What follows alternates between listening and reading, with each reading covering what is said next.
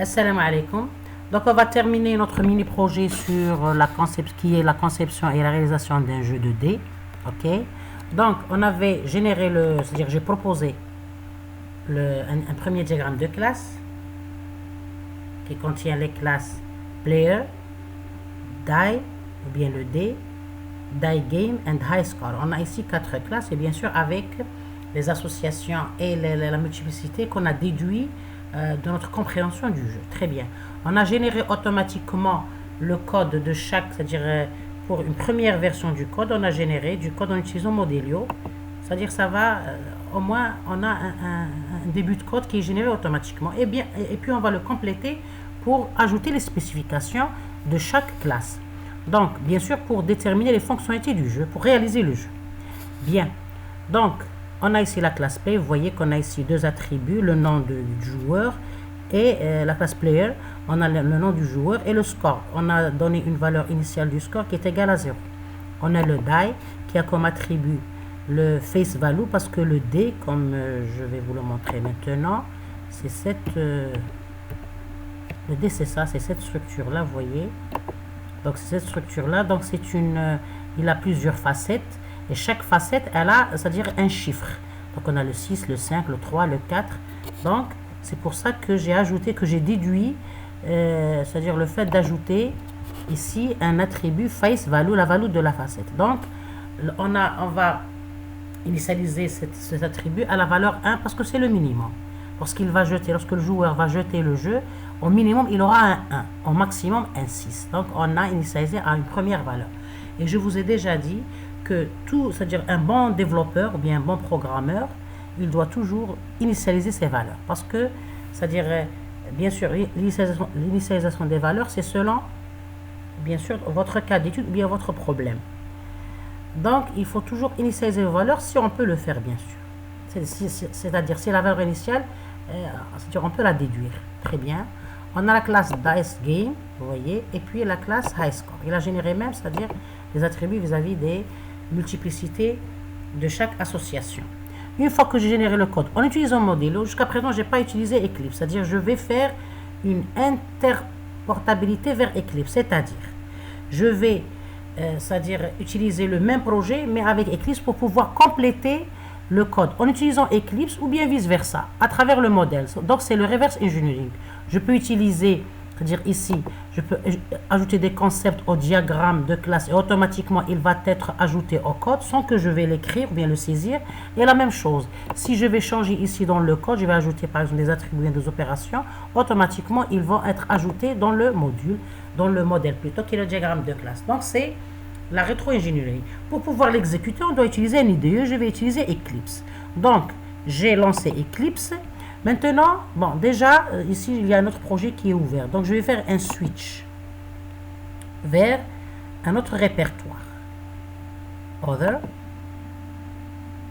Pourquoi je vais switcher? Parce que je vais vous expliquer ça ici. Donc, Modelio, qui est c'est-à-dire l'outil qu'on utilise, il génère automatiquement le code dans un dossier source. Donc, c'est un dossier qui est créé par défaut. On peut toujours le changer. Mais je parle dans mon cas ici, j'ai gardé le dossier par source, c'est-à-dire le répertoire créé par Modelio par défaut. Donc, Modelio, il crée un dossier par défaut dans ce répertoire-là.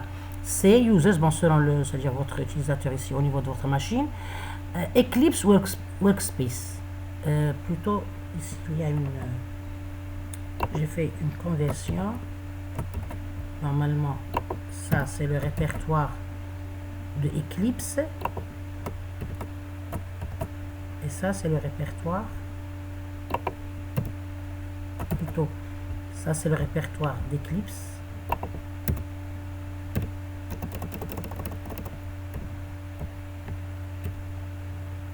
Et ça, c'est le répertoire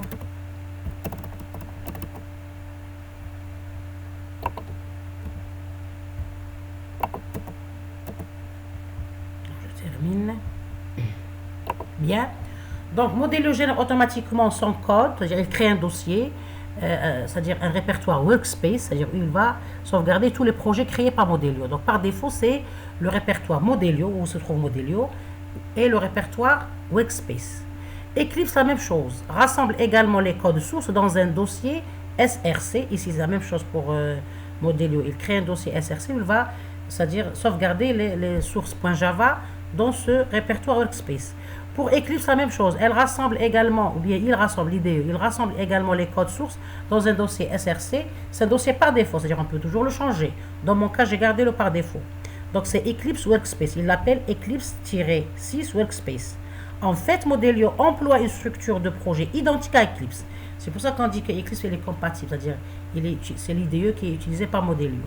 Modelio emploie la même structure de projet qui est identique à Eclipse, ce qui permet une interopérabilité entre les deux. Donc, c'est une interopérabilité entre les deux, c'est-à-dire on peut travailler avec l'IDE et générer et saisir le code, et on peut travailler avec Modelio, créer le modèle et générer le code. Donc, pour qu'on peut travailler avec l'IDE Eclipse et bien sûr changer le code source généré par Modelio, le compléter et l'exécuter. Donc, pour qu'on puisse travailler avec Eclipse sur les fichiers générés par Modelio, il faut lui indiquer le même workspace, c'est-à-dire de Modelio. Pour cela, pour le faire, on change le workspace d'Eclipse, qui est ça, c'est-à-dire le workspace par défaut. On va le changer pour qu'il soit identique à celui de Modelio. Donc, on va faire un switch, c'est-à-dire on va switcher vers le répertoire Modelio.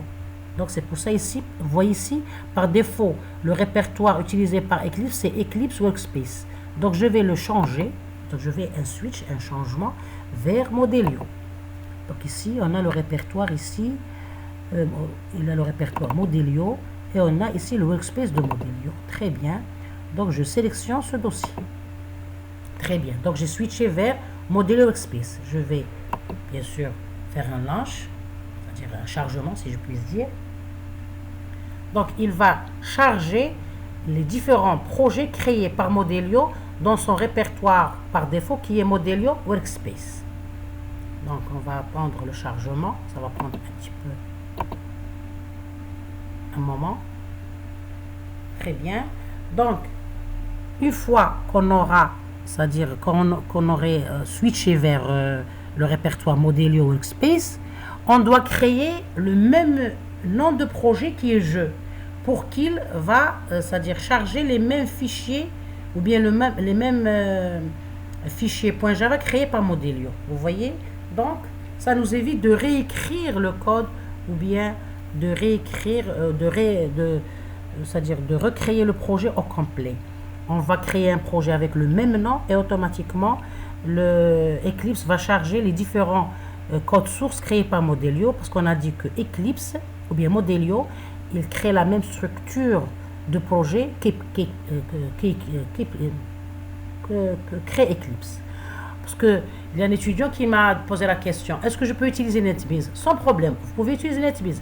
C'est aussi un IDE qui vous permet de programmer Java, c'est-à-dire en langage Java. Mais je préfère utiliser Eclipse parce que, puisqu'on utilise comme outil de modélisation orienté objet Modelio, je préfère utiliser Eclipse parce que, c'est-à-dire dans la création de Modelio, les projets créés par Modelio ont la même structure que les projets créés par Eclipse.